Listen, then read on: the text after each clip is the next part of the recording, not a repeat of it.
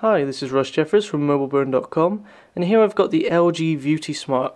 This is a new touchscreen device from LG with an 8 megapixel camera, Wi-Fi, a 3-inch WVGA touchscreen and also Dolby Mobile, and it's running their S-Class user interface. It also has DivX support for DivX videos, and as you can see it's quite a thin and attractive looking handset. So we're just going to have a look at that in a minute, but we're first going to have a look at what's in the box. So first of all we've got the headset here.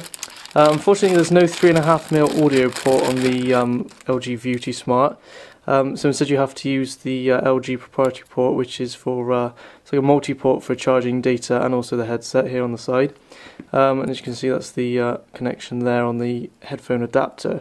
Lucky enough it's an adapter to a 3.5mm normal headphone jack, so you can use any normal headphones. And it's got a microphone and a call answer and end button on it as well, so you can make calls, and you can even use your own headphones with this, so you can make calls through your own headphones.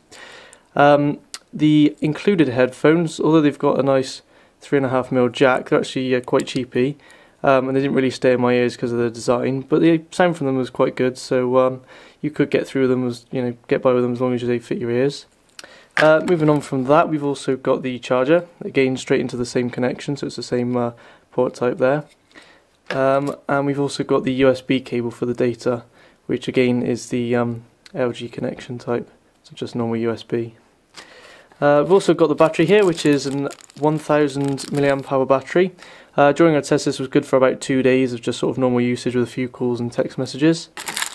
And you've also got some software, which is LG's PC Suite, and also a user guide, and just an installer guide on the back there as well. So that's what you get in the box. Just going to have a quick look at the handset as well. As you can see, you've got the 8 megapixel camera lens on the back there, autofocus camera as well, and you've also got this single LED flash. Despite being an LED flash, it's actually quite bright, so it's quite a good one. And then down here it's just got the little DivX and Dolby Mobile logos, just to show you what the phone's got inside. You've got the charging headset and data port there, as I said earlier, and it's a covered port, so you can keep all the fluff and stuff out of the port just by clipping that over. And you've got the volume rocker there as well, which is sort of oddly placed in the middle of the handset. Usually you expect to find the volume rocker further up the handset, but nevertheless it still works fine there. And you've also got the camera shutter button here, which is a 2-stage camera shutter button, so you push it a little bit to focus and then all the way to actually take the photo. On the other side here we've got the multitasking menu button, so you press and hold that for the multitasking menu, or if you just give it a single click you get straight into the cube menu. There's also a micro SD port here, which is thankfully not under the battery compartment. It's just on the side, so you can access that even with the battery and the SIM card still in. Unfortunately you don't get a micro SD card with the device, so we've put our own in there, but you do get 1.5 gigabytes of memory built in. The power button is just on the top here, and that's also used for locking and unlocking the screen. And there's also a lanyard eyelet here as well for any lanyards that you might want to put on the device. On the bottom there's just a microphone pinhole. So that's the device. I'm just going to take a look at some of the software now. So as you can see we've got the device fired up now, and just tapping this button on the top here will actually bring the screen on, and then you can unlock it by pressing and holding the button on the display here, and that brings up the default home screen. You can set any of the 4 different home screens as a default, and you can see all the home screens just by clicking the cube menu button here on the side.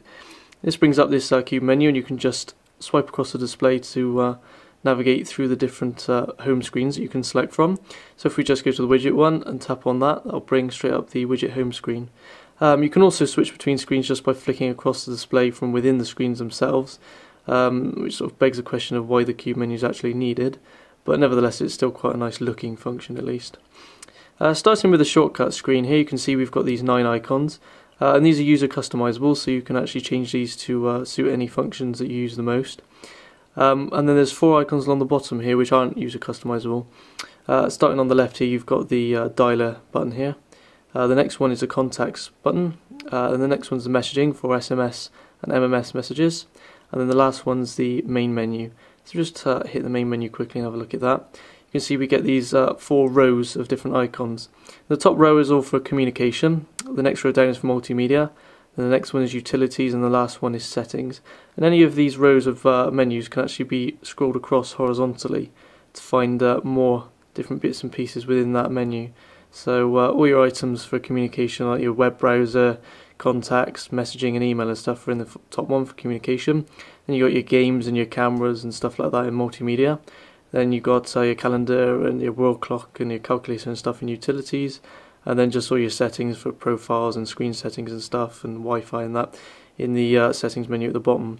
So all of those can just be scrolled across, which is quite nice in a way, but in some ways it might be bad for new users, because you wouldn't necessarily know that you had to scroll across. You can see if you actually touch it, you get the little arrow come up at the side, but it quickly fades out, so you wouldn't actually know that you could scroll across. But nevertheless, if you turn the phone on the side, you get all the icons at once on the screen. You can see they're just a little bit smaller and without their little tags underneath to say what they are. And it's quite a nice transition as well between the two different orientations.